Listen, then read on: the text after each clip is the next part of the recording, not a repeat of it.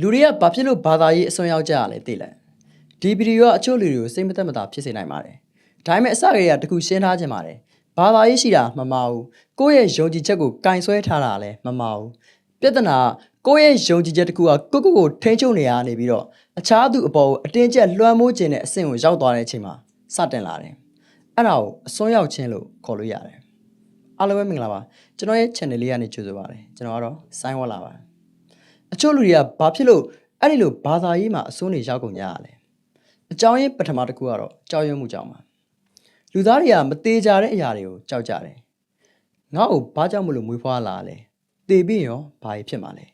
ကောင်းတာလုပ်ရင်ရောကောင်းတာရမလားဆိုးတာလုပ်ရင်ရောဘာတွေဆက်ဖြစ်မလဲအဲ့လိုအဖြေမရှိတဲ့မိကွန်းတွေကလူတွေရဲ့စိတ်ကိုမတည်မငြိမ်ဖြစ်စေတယ်ဒါကြောင့်မလို့လူတွေကရှင်းရှင်းလင်းလင်းအဖြေပေးနိုင်တဲ့အယူအဆတွေကိုအားကိုးလာကြတယ်ဒါကသဘာဝကျပါတယ်ဒါပေမဲ့အချို့လူတွေကြတော့ငါရဲ့အဖြေအမှအမှန်တရားဆိုတဲ့အဆင့်ကိုရောက်သွားတတ်တယ်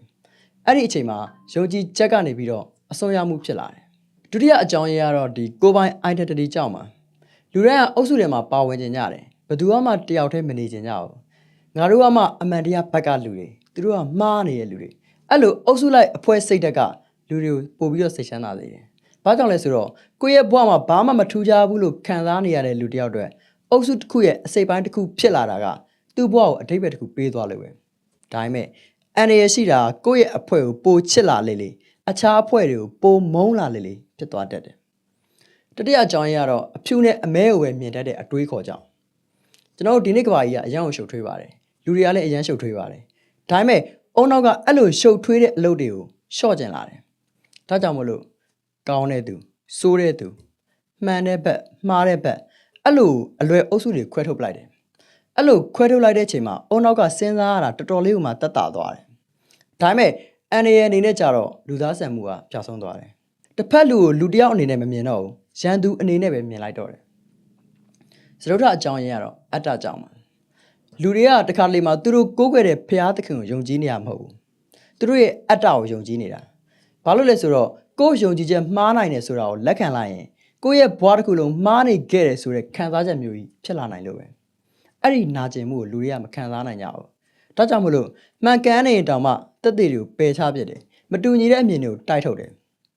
ကိုယ်မေကွန်းထုတ်လာတဲ့လူတွေကိုရန်သူလို့သတ်မှတ်တယ်အဲ့ဒါယုံကြည်ခြင်းမဟုတ်တော့ဘူးကြောက်ရွံ့နေတဲ့အတ္တတစ်ခုဖြစ်သွားပြီဒါပေမဲ့အရေးကြီးဆုံးအချက်တစ်ခုရှိသေးတယ်အစွန်းရောက်ခြင်းကဘာသာရေးရဲ့ပြဿနာမဟုတ်ဒါကလူသားတွေရဲ့စိတ်ပညာပဲဘာသာရေးမှာလည်းဖြစ်နိုင်တယ်လို့နိုင်ငံရေးမှာလည်းဖြစ်နိုင်တယ်အားကစားဘက်မှာဆိုရင်လည်းအသင်းတွေကြားထဲမှာဖြစ်နိုင်တယ်ဖန်တွေကြားထဲမှာလည်းဖြစ်နိုင်တယ် relationship တွေထဲမှာတော့မှဖြစ်နိုင်တယ်ငါပဲမှန်တယ်ငါနဲ့မတူရင်မှားတယ်ဆိုတဲ့အတွေးရရှိနေသေးဘယ်လိုနေရာမှာမဆိုအစွန်းရောက်မှုတွေကပေါ်ထွက်လာအောင်ပါပဲ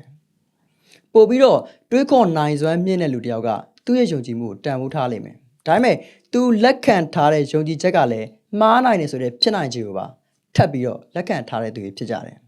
ဘာလို့လဲဆိုတော့အမှန်တရားဆိုတာကြောက်စရာမဟုတ်ပါဘူးမေကွန်းထုတ်ခြင်းကလည်းအပြစ်မဟုတ်ပါဘူးတကယ်ကြောက်စရာကောင်းတာကိုယုံကြည်ထားတဲ့အရာတခုကိုဘယ်တော့မှမမှားနိုင်ဘူးလို့ထင်နေတဲ့စိတ်ကမှ